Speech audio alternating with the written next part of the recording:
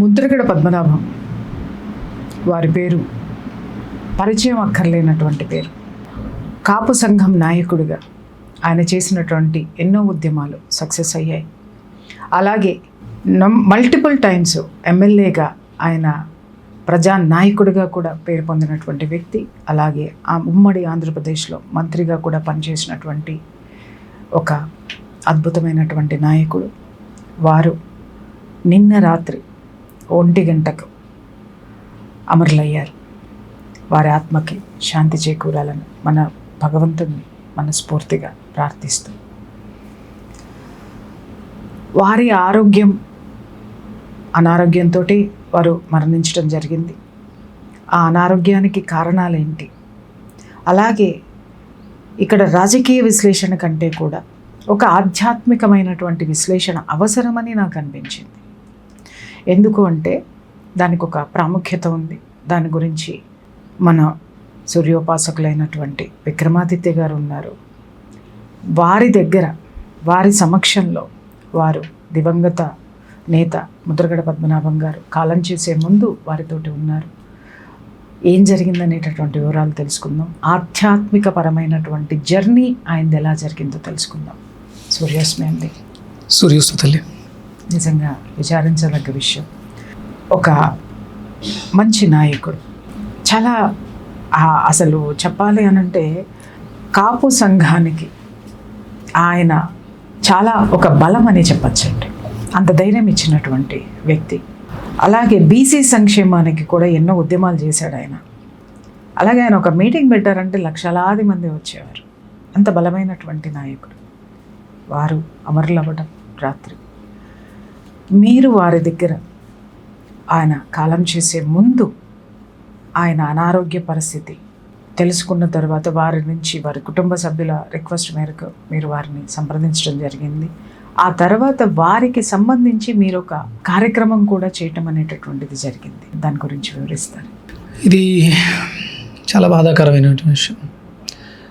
కేవలం ఒక 10 రోజులు 10-15 రోజులు ఆయనతో ట్రావెల్ నాది. సాధారణంగా వెజిటేబుల్ థెరపీలో నాకు ఏదైనా ఫోన్ వచ్చి హెల్త్ గురించి మాట్లాడితే దానికి మనం ఒక డైట్ ఇచ్చేసి ఇలా చేసుకోండి అలా చేసుకోండి అని చెప్తాం. అంటే ఈయన సంబంధించి లాస్ట్ ఇయరే 2025 జూలై ఆగస్ట్ ఆ టైంలో నాకు వాళ్ళ పెద్ద అబ్బాయి ఫోన్ చేశారు. ఆయన లంగ్స్కి సంబంధించినటువంటి, కిడ్నీకి సంబంధించినటువంటి, యూరినరీ సంబంధించినటువంటి సమస్యలతో సతమతం అవుతున్నారు. ప్రాణాపాయ స్థితి కాదు అది. 1 year నుంచి ఆయన చాలా అనారోగ్యం, అడ్వాన్స్డ్ ట్రీట్మెంట్లు ఏవో చేయించారు. నాకు లాస్ట్ మళ్ళీ 1 year తర్వాత మళ్ళీ జూన్ ఆ టైంలో మళ్ళీ నాకు వాళ్ళు పెద్దపేట టచ్లోకి వచ్చారు. చాలా నలిగిపోయి నరకం చూశారన్న. ఈ లాస్ట్ నేను అంటే నిన్న మధ్యాహ్నం కూడా మేము మాట్లాడుకున్నాం. వారు మీతో మాట్లాడారా? ఆయన ఇంకా అన్కాన్షియస్లో ఉన్నారు. మొన్న నైటే కొంచెం ఇబ్బంది పరిస్థితి. నా దగ్గర బులెటిన్ లాగా లోపల ఆయనకి ఏం జరుగుతుంది, బీపీ 60-20 పడిపోవటం, మళ్ళీ 120-40 పెరగటం, ఇవన్నీ నా దగ్గర ఉన్నాయి. అంటే ఆయనకి వెళ్ళిపోయే ముందు నేను వాళ్ళ పెద్ద అబ్బాయితో అన్నది ఒకటే, కడుపున పుట్టిన మీరిద్దరూ కడుపున పుట్టకపోయిన బిడ్డగా నేను కూడా జాయిన్ అయ్యాను. మన ముగ్గురం చేసే తపస్సు ఒకవేళ అవకాశం ఉంటే ఆయనకి మళ్ళీ పునర్జన్మని ఇవ్వగలిగితే ఒక మహానాయకుడు ఒక అద్భుతం చేయడానికి మళ్ళీ వెనక్కి వస్తాడు. ఎందుకంటే ఆయన కారణ జన్ముడు. కర్కాటక లగ్నం మేషరాశిలో జన్మ తీసుకున్నారు ఆయన. అంటే చివరివన్నీ చూసా. ఆయన సోల్ ఎలా ఉంది, ఏం చేస్తుంది, అద్భుతమైనటువంటి తపన ఉంది ఆ సోల్లో. అంటే నేను చేయగలిగింది ఏంటి అంటే లాస్ట్ మినిట్లో వైద్యాలేమి సహకరించవు అండి. చేయి జారిపోయిన తర్వాత వైద్యాలన్నీ సహకరించవు. లోపల ఉన్నటువంటి ఆ సోల్కి ఏదైనా ఒక శక్తిని ఇవ్వగలిగితే, సోల్ కేవలం ఈ భౌతిక దేహం, ఇబ్బంది పెడుతున్నటువంటి భౌతిక దేహాన్ని విడిచిపెట్టి తన కర్మలన్నింటినీ పరిపక్వం చేసుకుని వెళ్ళిపోద్ది. అంటే ప్రాణిక్ హీలర్స్ మీరు ఎవరైనా చెప్తారు, అటు ఇటు కొట్టాడుతున్నటువంటి వాళ్ళ దగ్గరికి వెళ్ళి తల మీద చెయ్యి వేసి అయితే తిరిగి వెనక్కి వచ్చేయాలి, లేదంటే ప్రశాంతంగా ఎలాంటి ఇబ్బందులు క్లియర్ చేసేసుకుని కర్మలన్నీ క్లియర్ అయిపోతాయి. లాస్ట్ మినిట్లో చేసేది డివైన్ ఎనర్జీ హీలింగ్స్ చేస్తాం. డివైన్ హీలింగ్స్ అవి డివైన్ అంటే భగవంతుడి దృష్టిలో అదేంటి, వాళ్ళు ఎందుకు, వాళ్ళ సోల్ ఏమనుకుంటుంది. సోల్కి అగెయినెస్ట్గా చేస్తే ఇప్పుడు మనం అబ్సెషన్ సినిమా సోల్కి అగెయినెస్ట్ అది. అలా ఇక్కడ మనం డివైన్ హీలింగ్స్ చేయడం ద్వారా ఏమవుతుందంటే సోల్కి స్ట్రెంగ్త్ వచ్చి తను తీసుకున్నటువంటి నిర్ణయాన్ని తను అమలుపరచగలుగుతుంది. లేకపోతే భౌతిక దేహాన్ని పట్టుకుని కర్మలు అనుభవించాలి. అంటే మనకి గరుడ పురాణం ఏదో చెప్తూ ఉంటుంది, అయిపోయిన తర్వాత యాతనా శరీరం అని ఒక ధరిస్తుంది, ఆ శరీరంతో దానికి రౌరవాది నరకాలు చూపిస్తుంది. అలా ఉండదండి, ఉండదా? అలా ఉండదు. మరి ఆ పురాణంలో అది ఒక కథ, అది మనకు అర్థమయ్యే విధంగా చెప్పారు. ఇప్పుడు ఇది ఒక రకమైనటువంటి యాతన అనుభవించారు కదా, వాస్తవం కదండి, వాస్తవం. ఆ కర్మలు క్లియర్ అయిపోయినాయి ఆయన. నిన్న సాయంత్రం 6 చిల్లరకే, అంటే మనకి న్యూస్ వస్తుల్లోకి మీకు రాత్రి అయింది, కానీ నాకు 6:37కే సోలు అసలు వెళ్ళిపోయింది. ఎందుకంటే నేను అంటే అక్కడి నుంచి 1 గంట వరకు ప్రయత్నాలు చేశారా డాక్టర్స్? వారి మానవ ప్రయత్నం అయితే చేశారు, మళ్ళీ ప్రయత్నాలు జరిగినాయి. ఇంచుమించు ఒక 1 వీక్గా వాళ్ళ ప్రయత్నం చాలా బాగా చేశారమ్మా. ముఖ్యంగా చెప్పుకోవడానికి ఏంటంటే వాళ్ళ చేతుల్లో లేదు, కానీ సింధు హాస్పిటల్లో ఆయన ట్రీట్మెంట్, హెటిరో ల్యాబ్స్ వాళ్ళదేదో వాళ్ళ అమ్మాయి పేరు మీద కట్టారు. అది ఒక కార్పొరేట్ హాస్పిటల్ లాగా కమర్షియల్లా కాకుండా చాలా బాగా ప్రయత్నం చేశారని అనిపించింది ఆ ఎన్విరాన్మెంట్. కానీ నేను అనుకున్నాను ఆయన అందులోంచి బయటకు వచ్చేయగలుగుతారు, తీసుకురాగలుగుతారు, చాలా ప్రయత్నం చేశారు, సహకరించలేదు. ప్రకృతిలో వైపరీత్యాలు ప్లస్ మరి ఆయన చుట్టూ ఏమున్నాయో అవి సహకరించలేదు. ఆక్సిజన్ సరిపోయేది కాదు, పడిపోయేది, బీపీ డౌన్ అయిపోయేది, మళ్ళీ పికప్ తీసుకునేవాడు ఆయన. 60/40కి వచ్చిన బీపీ మళ్ళీ 120/80-70 పికప్ చేసుకోవడం, చాలా ఫైట్ చేశారు. ఆయన లైఫ్ జర్నీలో కూడా ఆయన తీసుకున్న నిర్ణయాలన్నీ చాలా మొండిగా ఉండేయండి. చాలా ఎలా అంటే ఇప్పుడు ఒక ఉద్యమం చెయ్యాలి అని అంటే ఇంకా అసలు ఆయన ఎక్స్ట్రీమ్ వెళ్ళిపోతారు. ఇప్పుడు మీరు ఆయన బీపీ ఎలా చెప్తున్నారో అలాగే ఆయన విరక్తి వచ్చిందంటే ఐసోలేట్ అయిపోతారు. ముందు రోజు మొన్న సేమ్ మీరు బీపీ ఎలా చెప్తున్నారో ఆయన లైఫ్ కూడా అట్లానే ఉంది. ఆయనకి విరక్తి భావం వచ్చిందా టోటల్గా ఐసోలేట్ అయిపోతారు. ఆయనకి పట్టుదల వచ్చిందా అదే విధంగా అదే ఊపు అదే శక్తితోటి బయటకు వచ్చి ఉద్యమాలను ఉవ్వెత్తున లేపటం కానివ్వండి, అలాగే కాపు సామాజిక వర్గాల్ని ఆయన ఎడ్యుకేట్ చేయటం కానివ్వండి, చైతన్యపరచడం కానివ్వండి, అలాగే ఉండేది ఆయన యాటిట్యూడ్ కూడా అట్లనే ఉండేది. కాకపోతే మీరన్నట్టుగా నాకు ఎక్కడ మిమ్మల్ని కూర్చోబెట్టి మాట్లాడాలనిపించిందంటే చివరి స్థాయికి వచ్చిన తర్వాత మీరు వారి కోసం చేసినటువంటి ఆధ్యాత్మిక కార్యక్రమాలు క్రతువులు ఏవైతే ఉన్నాయో అది వారికి ఏ విధంగా హెల్ప్ అవుతాయి, అలాగే ఇది మీరు ఏదైతే వీరికి ఉత్తరగడ పద్మనాభం గారికి చేశారో ఇది ప్రతి ఒక్కళ్ళు కూడా తెలుసుకోవాలి అని అనిపించిందండి. అందరూ ఏమంటారంటే అయిపోతుంది కదా, ఒక మనిషి వెళ్ళిపోతున్నాడు కదా, పూజలు పునస్కారాలు ఏంటి అని. అలాగే చాలామంది అనుకుంటారు ఎన్నో పూజలు చేశాము కానీ దక్కలేదు అని అనుకుంటారు. కానీ వీటికి ఏదైతే మనం చేసేటటువంటి క్రతువు దక్కలేదు అనుకునేటటువంటి దానికి ఆ సోల్కి ఎలాంటి పర్పస్ ఇస్తుంది, వాళ్ళు జర్నీ ఏదైతే ఇక్కడి నుంచి వాళ్ళు ఉన్నత గతిని తీసుకుంటారో అది ఒక ప్రశాంతమైనటువంటి దీంట్లోకి జోన్లోకి వెళ్ళిపోతుంది అనేటటువంటిది. అది ఏ విధంగా ఒక్కసారి మీరు ఎక్స్ప్లెయిన్ చేయండి ఈ మీరు చేసినటువంటి క్రతులు. ఎందుకంటే మన హిందూ సంప్రదాయం సనాతన సంప్రదాయాల్లో అద్భుతమైనటువంటి మార్గాలు ఉన్నాయండి. బ్రతికి ఉన్నప్పుడు హ్యాపీగా బ్రతకడానికి, అలాగే కష్టం వచ్చినప్పుడు దాన్ని అధిగమించడానికి, అలాగే చివరి దశలో కూడా చేసిన కర్మలను అధిగమించడానికి కూడా ఒక క్రతువు ఉంటుంది అనేటటువంటిది నిజంగా మన వాళ్ళకి తెలియాలి ప్లీజ్. అది అంటే డిలే అయ్యామమ్మా, ఇంకొంచెం ఎర్లీగా కొంచెం ముందుగా మనం ఏదైనా చేయగలిగితే ఆత్మకి శక్తిని ఇవ్వడం కాకుండా భౌతిక దేహానికి శక్తిని ఇవ్వచ్చు. మన అగ్ని చికిత్స అని ఉంటుంది, ఏదైతే బలహీనపడిందో ఆ శరీరానికి అవసరమైనటువంటి ధాతువులు మనం యజ్ఞంలో హవిస్సుగా సమర్పిస్తే అది గాలిలో సూక్ష్మరూపం దాల్చి అది పేల్చడం ద్వారా ఆ ధాతువుకి పుష్టినిస్తుంది. కేవలం ఇప్పుడు మనం చేసిందంతా అంటే కర్మలేవి పెద్దగా చేయలేదు, కానీ ఒక డివైన్ హీలింగ్ రెగ్యులర్గా 2 అవర్స్కి ఒకసారి డివైన్ హీలింగ్ చేసుకుంటూ వచ్చాం. పొద్దుటే సూర్యుడికి ఎదురుగుండా నిలబడి ప్రార్థన చేయటం, ఆ శక్తిని ఆయనకి పంపించేటప్పుడు ఆ శక్తి ఆ సోల్ తీసుకోవటం, ఆ కర్మల్ని విడగొట్టుకోవటం. ఎందుకంటే ఆయనకి తెలియకుండా ఇప్పుడు మీకేదో మంచి చేశారు, తద్వారా నాకేదో చెడు జరుగుతుంది, నేను మంచివాడిని చేసినవాడు మంచివాడు చెడ్డవాడా? అంటే మీకు మంచివాడు, అవతల వాడికి చెడ్డవాడు. ఇవి సహజంగా జరుగుతూ ఉంటాయి. ఒక మంచి చేయాలంటే తెలియకుండా ఒక కర్మ చేయాలి. అది శ్రీకృష్ణ పరమాత్మ భగవద్గీతలో చెప్పినప్పుడు కర్మణ్యవాధికారస్తే అనే మంత్రాన్ని మనం ఒకసారి గుర్తు చేసుకోవాలి. అలాంటి కర్మలు కొన్ని పట్టి పీడిస్తుంటాయి. అందుకని ఏంటంటే మనకి సంధ్యావందనంలో యదహ్నాత్ కురుతే పాపం తదహ్నాత్ ప్రతిముచ్యతే, యద్రాత్ర్యాత్ కురుతే పాపం తద్రాత్ర్యాత్ ప్రతిముచ్యతే. నేను చాలా గొప్ప నాయకుడిని, నేను చాలామందికి మంచి చేద్దాం అనుకుంటున్నాను, అనుకోకుండా నా చేత కొన్ని కర్మలు జరపబడతాయి. దానికి యదహ్నాత్, ఎప్పుడైతే నీ మనసులో యదహ్నాత్ కురుతే పాపం తదహ్నాత్ ప్రతిముచ్యతే, ఒక మంచి చెయ్యాలనుకున్నప్పుడు అవతల వ్యక్తికి సంబంధం లేకపోయినా ఒక పెయిన్ ఉంటుంది, వాళ్ళ నుంచి వచ్చే నెగిటివ్ ఎనర్జీని అప్పుడు మనం దాన్ని డిస్మాండిల్ చెయ్యాలి. యద్రాత్ర్యాత్ కురుతే పాపం తద్రాత్ర్యాత్ ప్రతిముచ్యతే. నువ్వు పడుకున్నప్పుడు నిద్దట్లో కూడా చేసే ఒక పాపం ఏదైతే తెలియకుండా జరుగుతుంటుందో అది అప్పటికప్పుడే నాశనం డిస్మాండిల్ అయిపోగా. కానీ పొద్దుటే సంధ్యావందనం అనేది అంటే ప్రతి మనిషి కూడా రోజులో 5 యజ్ఞాలు చేయాలి. 1 బ్రహ్మయజ్ఞం, 2 దైవయజ్ఞం, 3 పితృయజ్ఞం, 4 అదితి యజ్ఞం, 5 పంచభూతాలు ఉన్నటువంటి జీవులకి. ఈ 5 యజ్ఞాలు కనీసం ప్రతి మనిషి రోజు చేయాల్సినవి.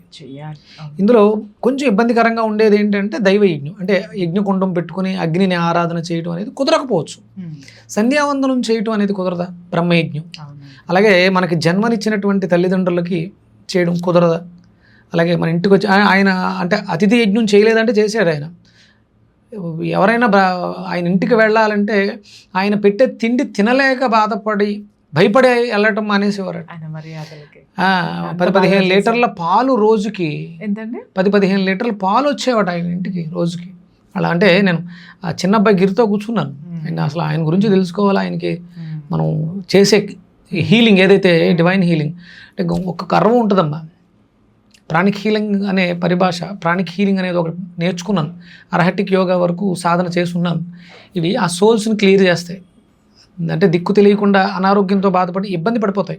మళ్ళీ ఉత్తర జన్మలకు వెళ్ళడానికి వాటికి అవకాశం ఉండదు. ఇప్పుడు ఆయనకి ఆ ఇబ్బంది లేకుండా క్లియర్ అయిపోయి డైరెక్ట్ సోల్ వెళ్ళిపోయి మళ్ళీ ఇన్కార్నేషన్ తీసుకుని మంచి నాయకుడిగా మళ్ళీ తిరిగి వచ్చే అవకాశాలు ఉంటాయి. అది నా చేతుల ద్వారా ఫ్రైడే ఆయన చేపట్టుకున్నానమ్మా. ఐసీయూలోకి వెళ్ళి ఆయన చేపట్టుకుని మీరు త్వరగా మీ సంకల్పం బలం, మీరు ఏం కోరుకుంటున్నారో అది జరగాలి అన్నప్పుడు ఆయన చెయ్యి అలా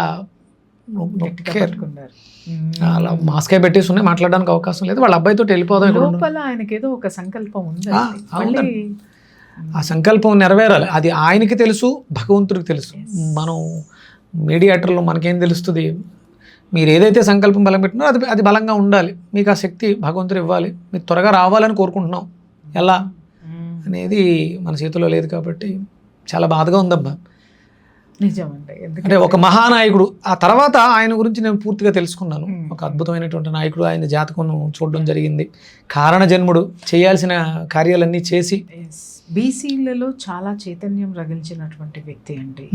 కాకపోతే మీరు అన్నట్టుగా ఏంటంటే ఒక జోన్లో ఉన్నప్పుడు ఒక వ్యక్తి కొన్నిట్లకి అన్ని విధాలుగా కూడా సినిమాలో చూపించినట్టు అద్భుతమైనటువంటి వ్యక్తిత్వాన్ని మోయటం అనేటటువంటిది ఎవరికి జరగదు.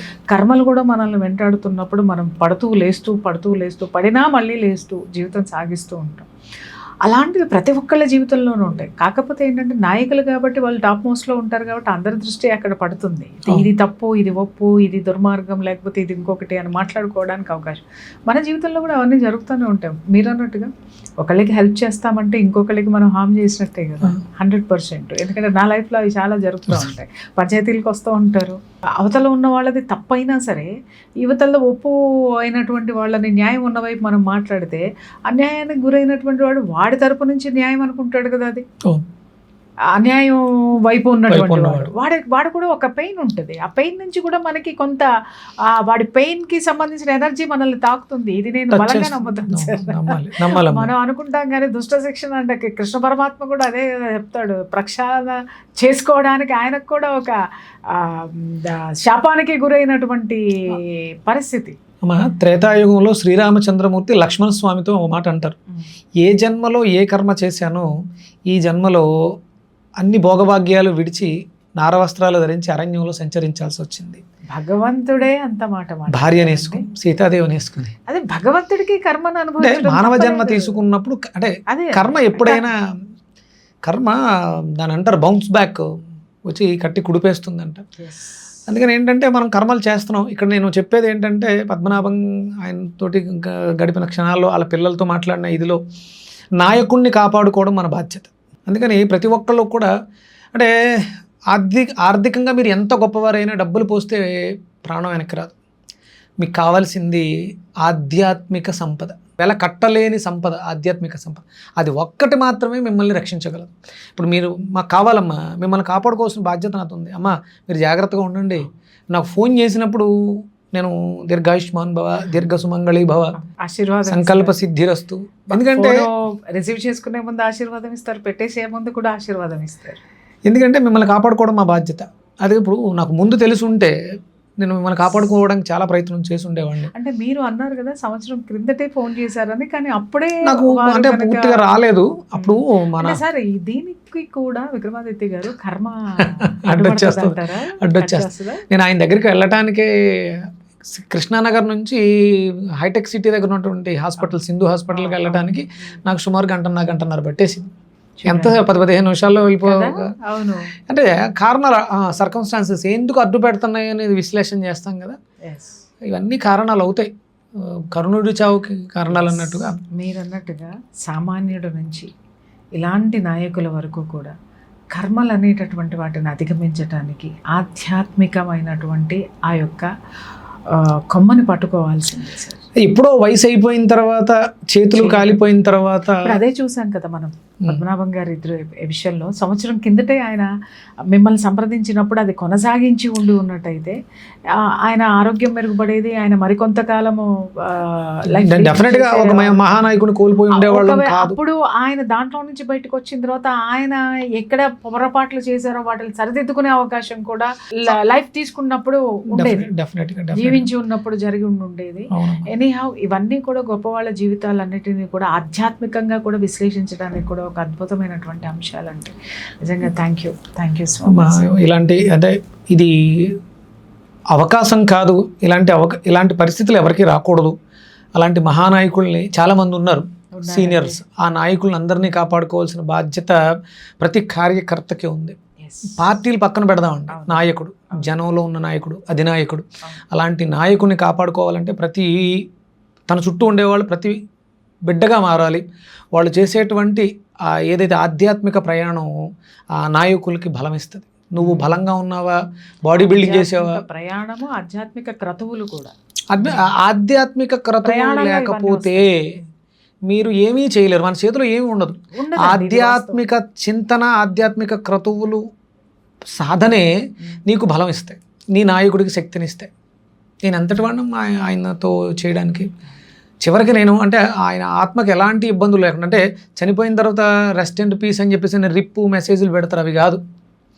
ఆ సోల్కి అద్భుతమైనటువంటి బ్రైట్నెస్ని ఇవ్వగలిగాం. నేను హంసగారు అని మా టీచరు, నేను ఇందాక మాట్లాడాను కదా, ఏందమ్మా దీని ద్వారా మనం అంటే ఇంతకు ముందు ఒక నెల రోజుల క్రితం ఒక రాజశేఖర్ గారిని ఒక కేసు యశోద హాస్పిటల్లో వచ్చి మా ట్రీట్మెంట్, ఆయన మేము కొంత అంటే ముందు వచ్చారు కాబట్టి మనం చేయగలిగాం. అదే మాట్లాడింది మీకు ఎదురు. ఇది 1 వీక్లో మనం ఆయనకి ఆ క్లియరెన్స్ మాత్రం జరిగింది. సో ఆయన జర్నీ ఏదైతే ఆ తర్వాత ఏదైతే ఉందో ఆధ్యాత్మికతతోటి మీరు ఒక క్లెన్జింగ్ ప్రాసెస్, సోల్ క్లెన్జింగ్ తోటి సోల్ పంపించారు, డివైన్ హీలింగ్. ఇది నేను ఐ బిలీవ్ ఇట్ అండి. ఎందుకంటే చాలా మందికి కూడా నేనేం చెప్తానంటే లాస్ట్ మినిట్లో విపరీతంగా స్ట్రగుల్ అవుతూ ఉంటారు. నేను లైవ్ ఎగ్జాంపుల్, ఒక చిన్న ఎగ్జాంపుల్ సార్. మా ఫ్రెండ్ వాళ్ళ పాప చాలా చిన్న పిల్ల, డాక్టర్ చదువుతుంది, ఆల్ ఆఫ్ సడన్గా కొలాప్స్ అయిపోయింది. ఆ పాపకి షుగర్ పేషెంట్, డయాబెటిక్ అయిపోయింది అనమాట. చివరి క్షణాల్లో ఆ పిల్ల హాస్పిటల్లో ఉంటే డాక్టర్స్ చెప్పారు ఆ పిల్ల డయాబెటిక్ సంబంధించి కిడ్నీస్ ప్రాబ్లం అయ్యి 20 years కూడా లేవండి ఆ పాపకి, 22 years అంతే. అయితే ఇమ్మీడియట్గా ఇలాగే ఈ హీలింగ్స్ చేయడం అనేటటువంటిది స్టార్ట్ చేశారు. స్టార్ట్ చేస్తున్నప్పుడు ఆ అమ్మాయి సోల్ వచ్చి, ఆ మాస్టర్ చెప్పారనమాట, అమ్మాయి సోల్ వచ్చి చెప్పిందంట, దయచేసి నన్ను ఇబ్బంది పెట్టకండి, దయచేసి నన్ను ఇబ్బంది పెట్టద్దు, నన్ను ఆపద్దు, నా జర్నీ నేను డిసైడ్ చేసేసుకున్నాను, నన్ను చేయొద్దు అంటే అప్పుడు ఆవిడ ఆ సోల్ ప్రశాంతంగా వెళ్ళడానికి, హయ్యర్ డైమెన్షన్స్కి హ్యాపీగా వెళ్ళడానికి ఆవిడ మళ్ళీ మార్చారంటండి, దిశ మార్చి ఆవిడ క్రతువు చేశారట. ఇప్పుడు మీరు కూడా ఇందాక మాట్లాడుతుంటే నాకు అదే అనిపించింది వారితోటి, హంస గారు మీరు చేసినటువంటి ఈ క్రతువు ఏదైతే ఉందో, హీలింగ్స్ ఏవైతే ఉన్నాయో, ఈ డివైన్ ఎనర్జీ, సూర్యోపాసన నుంచి మీరు వారికి ఇచ్చిన ఎనర్జీస్, ఇవన్నీ నాకు ఎందుకంటే ఆ కేసు నేను డైరెక్ట్గా చూసి నేనే ఆశ్చర్యపోయాను, అవునా అని చెప్పేసాను. ఎస్, ఇది జరిగిందండి. ఆ తర్వాత ఆవిడ ఎప్పుడైతే అది ఆపేసి ఈ విధంగా మొదలుపెట్టిందో, ఆవిడ ఆ పిల్ల అప్పటి వరకు నరకం పడిందండి. ఆ తర్వాత ప్రశాంతంగా జస్ట్ ఆవిడ నైట్ స్టార్ట్ చేశారు, అర్లీ మార్నింగ్ కల్లా ఆవిడకి అన్నీ అప్పటి వరకు బాగా పెయిన్ తీసుకున్నటువంటి ఆ పాప చాలా ప్రశాంతంగా మారిపోయి చాలా ప్రశాంతంగా వెళ్ళిపోయింది అన్నమాట. సో ఇవన్నీ ఇప్పుడు ఎవరెవరికో మనం ప్రూఫ్లు చూపించాల్సిన అవసరం లేదు సార్, ఎందుకంటే ఎవరైతే నమ్ముతారో ఖచ్చితంగా వాళ్ళకి ఆ ఎనర్జీ. అంటే నేను మీ ముందుగా కెమెరా ముఖంగా చెప్పాల్సింది ఏంటంటే, అమ్మ పద్మనాభం గారు మిస్సెస్ నాతో మాట్లాడారు, నాన్నని బ్రతికించమ్మా అని అడిగారు. పిల్లలిద్దరూ కూడా చేయగలమండి. లాస్ట్ రాత్రి కూడా తీసుకెళ్ళిపోయేటప్పుడు సోల్ హ్యాపీగా జర్నీలో ఉందా అని అడిగారు. అమ్మ నన్ను క్షమించండి అమ్మా. అంటే నా బాధ ఏంటంటే, నేను అంత శక్తివంతుని అయిపోతే, నేను చెయ్యేస్తే ఆయన తిరిగి వస్తే తిరిగి తీసుకురావాలి, ఏముంది ఇంకా ఉంటుంది సార్. మీరు ఎంత ప్రయత్నాలు చేస్తారంటే ఎవరినైనా సరే, ఒక కేసు తీసుకున్నారు అంటే మాత్రము అది నాకు తెలుసు, ఆ పట్టుదల, మీ పట్టుదల, మీకున్న సర్వశక్తిని కూడా కేంద్రీకృతం చేసి మరి వాళ్ళని బయటికి తీసుకొని వస్తారు. భవిష్యత్తులో ఇలాంటి జరగకూడదు, ముందే కొంచెం మేల్కొందాం, ఇలాంటి వాటికి సహాయం చేద్దాం. అలాగే ఆ కుటుంబాలకి భగవంతుడు ధైర్యాన్ని ఇవ్వాలి. మళ్ళీ ఆ కుటుంబం నుంచి ఒక నాయకుడు వచ్చి నిలబడి అక్కడ ఆ కమ్యూనిటీ ఏదైతే ఉందో, ఆయన్ని నమ్ముకున్నటువంటి వాళ్ళు ఎవరైతే ఉన్నారో, వాళ్ళు మేము ఆయనతోటే పుట్టాం, ఆయనతోటే పెరిగాం, అక్కడే ఆయన లేని ఇక్కడ మేము ఎందుకు ఉండాలనుకుంటున్నాం అని ఇంటర్వ్యూస్ చూసాం. వాళ్ళందరూ ఆయన చాలా అనుబంధం ఉన్నటువంటి వాళ్ళు చాలా మంది ఉన్నారండి, ఆయన నడిపించారు. అదే చెప్తున్నాను కదా, నిజంగా పెద్దగా సామాజిక వర్గానికి ఒక దిశ నిర్దేశం. ఆంధ్రప్రదేశ్ నుంచి వచ్చినటువంటి నాయకుడు, అద్భుతంగా ఆయన నడిపినటువంటి ఆయన ఉద్యమాలు కానివ్వండి చాలా సక్సెస్ఫుల్గా ఉన్నాయి ఆయన జర్నీ కూడా.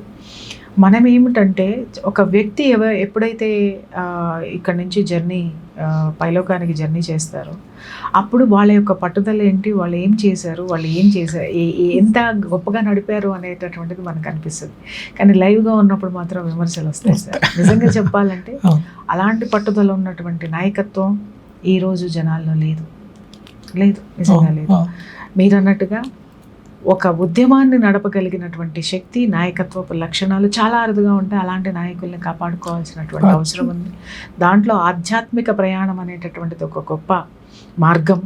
దీన్ని ప్రతి ఒక్కళ్ళు కూడా గుర్తుపెట్టుకోండి. ఆధ్యాత్మికత అంటే బ్రతికున్నప్పుడు మాత్రమే మనం బాగుండాలి అనేటటువంటి పూజలు కాదు. ఒక మనిషి అంతర్దశలో కూడా ఈ ఆధ్యాత్మిక పరమైనటువంటి క్రతువులు, ఈ ప్రయాణము చాలా చాలా ముఖ్యం. అదే సార్ చేత మీకు ఈరోజు చెప్పించదలుచుకున్నాను. ఎందుకంటే ఒక మహానాయకుడు ఆయన, కాపు సామాజిక వర్గం కానివ్వండి, మంత్రిగా పనిచేశారు. రాజకీయ ప్రయాణంలో కూడా ఆయన చాలా అద్భుతమైనటువంటి ప్రయాణం అయినది. అలాంటి వ్యక్తి చివరికి ఆయన చేసిన పుణ్యం ఎక్కడో ఉంది, ఖచ్చితంగా ఉంది. అందుకే చివరి ప్రయాణం ఆధ్యాత్మికంగా ముగిసింది. ప్రతి ఒక్కళ్ళలోనూ ఈ యొక్క ఆలోచన రావాలని కోరుకుంటూ చాలా చాలా ధన్యవాదాలు. అంతే. సూర్యస్మితల్లి.